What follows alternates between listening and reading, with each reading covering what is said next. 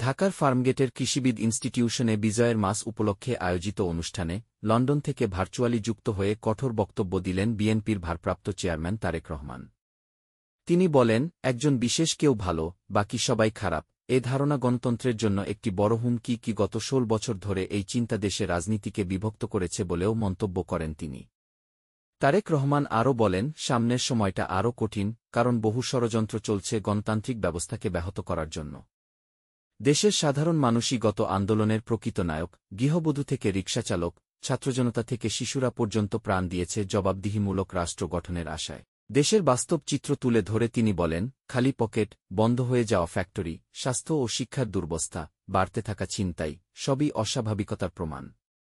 এই অস্বাভাবিকতা স্বাভাবিক করতে হলে গণতন্ত্র ছাড়া আর কোনো পথ নেই।